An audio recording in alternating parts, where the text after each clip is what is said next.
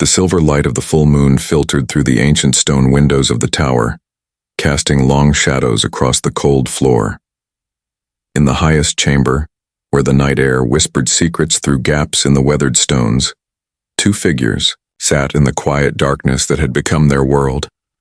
Luna pressed her back against the rough stone wall, her platinum blonde hair catching the moonbeams like spun starlight. Her pale skin seemed to glow with an inner radiance that had nothing to do with the lunar light above. She was beautiful, in a way that felt otherworldly, as if she belonged more to the celestial realm than to the earth below. But her ethereal beauty was marked by sadness, a deep loneliness that had settled into her bones during the long months of captivity. Beside her, maintaining a respectful distance yet close enough to offer comfort, sat Marcus. His dark hair fell across his weathered face, partially hiding eyes that held depths of regret and something that might have been tenderness. He was larger than most men, with the kind of presence that commanded respect and fear in equal measure. But here in this moonlit chamber he seemed smaller somehow, diminished by the weight of his own actions. "Tell me about your home," Luna said softly, her voice carrying the musical quality of wind chimes in a gentle breeze. It was a request she made often during these quiet nights, not because she truly wanted to know about his pack lands, but because the sound of his voice helped push back the silence that threatened to swallow them both. Marcus shifted slightly, the leather of his worn clothing creaking in the stillness. "The mountains stretch as far as the eye can see," he began, his deep voice careful and measured. "Pine trees so tall they seem to touch the sky. There are streams that run crystal clear, and meadows filled with wildflowers in the spring." Luna closed her eyes, imagining a world beyond these stone walls. "It sounds beautiful," she whispered, though her words carried no envy, only a gentle wistfulness that made Marcus's chest tighten with guilt.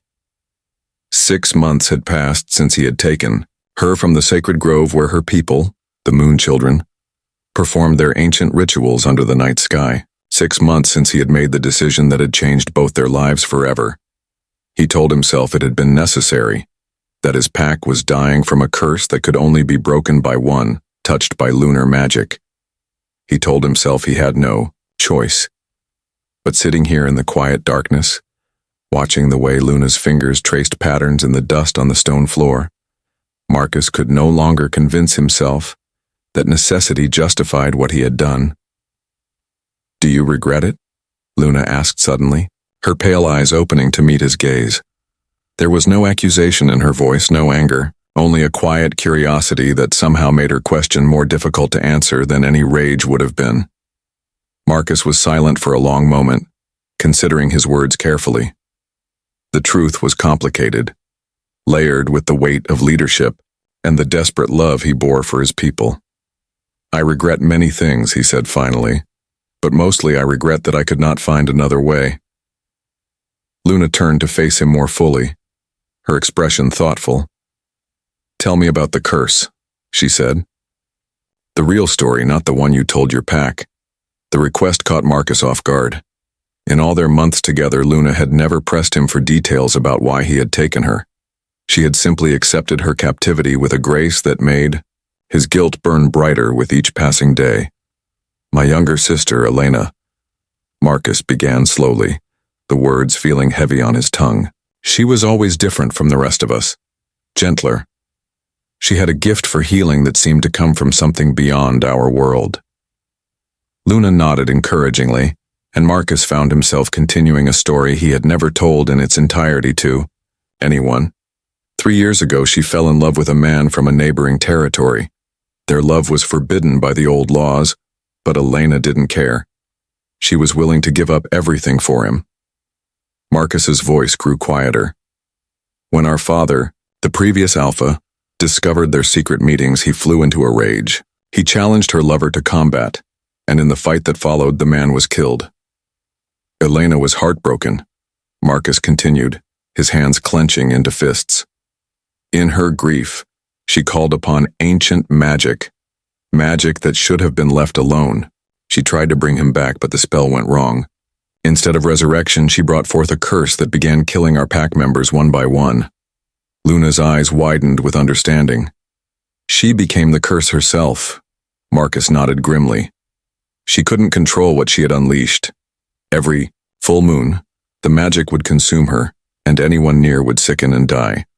I had to lock her away to protect the others, but the isolation was killing her spirit as surely as the curse was killing our people. And you thought my power could break it, Luna said softly. The legends spoke of moon children having the ability to purify corrupted magic, Marcus admitted.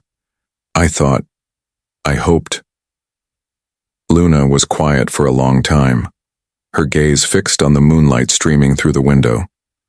When she finally spoke, her voice held a quality that Marcus had never heard before, something that resonated with power and ancient wisdom. Your sister isn't lost, she said simply. The curse isn't something separate from her. It's her love, transformed by grief and guilt. It can't be broken from the outside. Marcus felt his heart stop. What do you mean? Luna rose gracefully to her feet, moving to the window where the moonlight was strongest. As she stood there, her skin began to glow more brightly, and Marcus realized that her power had been growing stronger during their time together, fed by her proximity to the moon and the emotional depths they had shared in this tower. I mean, that I need to go to her, Luna said, turning back to face him, not as your prisoner, but as someone who chooses to help. The magic responds to intention, to the heart behind it. Force and desperation only make it stronger. The words hit Marcus like a physical blow. You want to leave, he said, and couldn't keep the pain from his voice. Luna moved closer, her luminous eyes searching his face. I want to choose, she said gently. There's a difference between being taken and deciding to stay. Marcus understood then what she was offering. Not just help for his sister, but forgiveness for what he had done. A chance to transform his mistake into something meaningful. If I let you go, he said quietly, will you come back? Luna smiled then, the first truly joyful expression he had seen from her since her capture. If you let me go, she said, I'll never truly leave.